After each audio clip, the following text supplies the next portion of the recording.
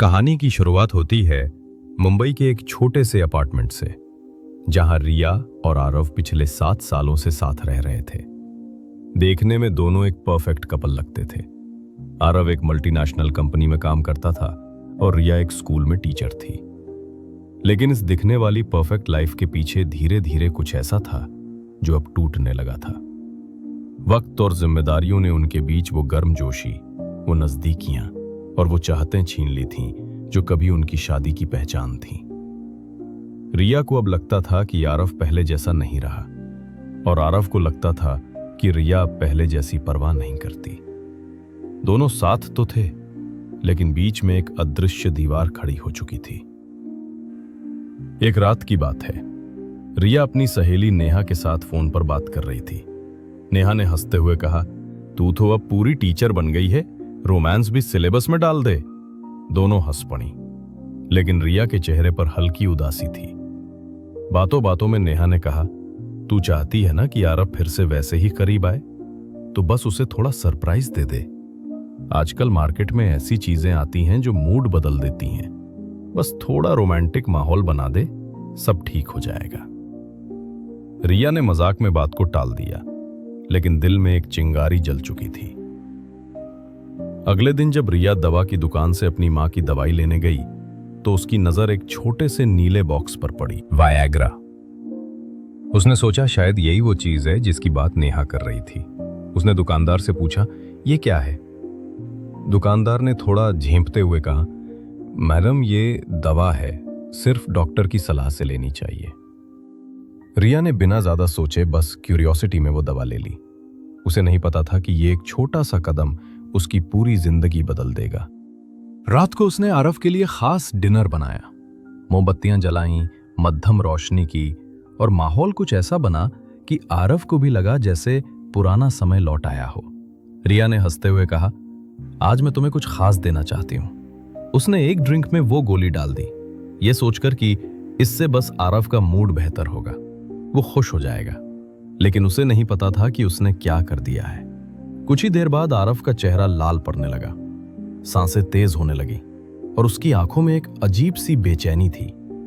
रिया घबरा गई। उसने सोचा शायद कुछ गलत हो गया। आरव बार बार पानी पी रहा था, लेकिन हालत बिगड़ती जा रही थी। रिया ने तुरंत एम्बुलेंस बुलाई और कुछ ही मिनटों में डॉक्टर घर पहुंच गए। डॉक्टर ने जब सुना कि क्या हुआ, तो उन्होंने कहा, आपने बहुत बड़ी गलती की है। ये दवा किसी भी इंसान को बिना डॉक्टर की सलाह के नहीं दी जाती। शुक्र है कि आपने टाइम पर हमें बुला लिया, वरना नतीजा बहुत बुरा हो सकता था। रिया के हाथ कांप रहे थे, आंसू आंखों से रुक नहीं रहे थे। उसने बार बार कहा, मुझे नहीं पता था, मैं बस उसे खुश करना चाहती थी। आरव को अस्पताल ले जाया गया। उस पूरी रात रिया आईसीयू के बाहर बैठी रही, खुद को कोसती रही। एक गलती, सिर्फ एक गलती से सब बदल गया। अगली सुबह आरव की तबीयत कुछ ठीक थी। जब उसकी आंखें खुली, उसने रिया की ओर देखा। कुछ देर तक कुछ नहीं बोला। रिया चुपचाप उसकी नजरों से बचती रही। आखिरकार आरव ने कहा, रिया, तुमने ऐसा क्यों किया? रिया फूट पड़ी, मैं बस चाहती थी कि सब पहले जैसा हो जाए। तुम्हें लगा मैं अब परवाह नहीं करती, लेकिन सच यह है कि मैं हर दिन तुम्हारे लिए तड़पती रही। बस एक कोशिश करना चाहती थी कि हम फिर से करीब आ जाएं। आरव ने लंबी सांस ली। रिया, प्यार मजबूरी से नहीं आता। अगर हम एक दूसरे को खोने लगे हैं, तो उसे दवाइयों से नहीं, समझदारी से ठीक किया जा सकता है। वो पल दोनों के लिए बहुत भारी था। अस्पताल की दीवारों के बीच वो सन्नाटा जो छाया था, उसमें दोनों ने महसूस किया कि प्यार का मतलब सिर्फ जिस्म नहीं, बल्कि भरोसा है। रिया ने धीरे से उसका हाथ पकड़ा और कहा, मुझे माफ कर दो। आरव ने उसकी ओर देखा। आंखों में गुस्सा नहीं, बस एक गहरी थकान थी। माफी से ज्यादा जरूरत है बदलने की, उसने कहा। आने वाले दिनों में आरव घर लौट आया, लेकिन कुछ बदल चुका था।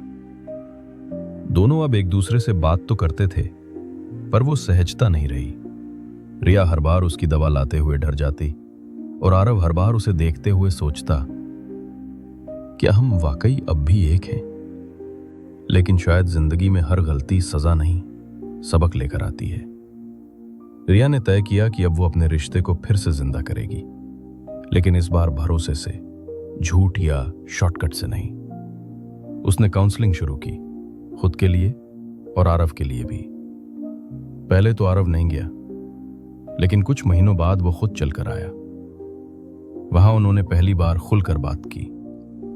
रिया ने कहा, मैंने जो किया वो गलत था, लेकिन उस गलती के पीछे बस डर था, तुम्हें खोने का डर। आरव ने जवाब दिया, और मुझे तुम्हें यह महसूस कराने में वक्त लग गया कि मैं खोना ही नहीं चाहता था। धीरे धीरे उनके बीच की दूरियां कम होने लगीं। उन्होंने अपने वीकेंड्स साथ बिताने शुरू किए, पुराने फोटो देखे और अपनी अधूरी बातों को फिर से पूरा करने लगे। लेकिन वो दिन जब वो गलती हुई थी हमेशा उनकी यादों में रहा। हर बार जब वो एक दूसरे को देखते, एक पल के लिए वो नीली गोली और वो रात दोनों की आंखों के सामने घूम जाती, जैसे जिंदगी ने एक वार्निंग दी हो कि प्यार कभी शॉर्टकट से नहीं जीता जा सकता।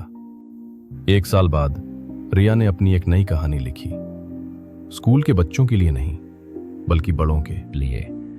कहानी का नाम था एक गलती से उसने दे दी दवा, और अंत में उसने लिखा, कभी कभी हम किसी को प्यार जताने के लिए वो करते हैं जो हमें नहीं करना चाहिए, लेकिन सच्चा प्यार वो है जिसमें किसी को बदलने की कोशिश नहीं बल्कि उसे समझने की हिम्मत हो।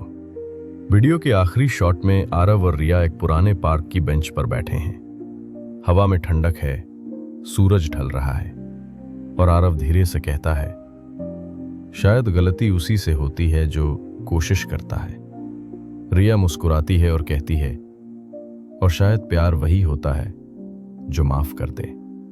कैमरा धीरे धीरे फेड होता है और बैकग्राउंड में एक हल्की आवाज सुनाई देती है, एक गलती से उसने दे दी वायाग्रा, और फिर जो हुआ उसने सब बदल दिया।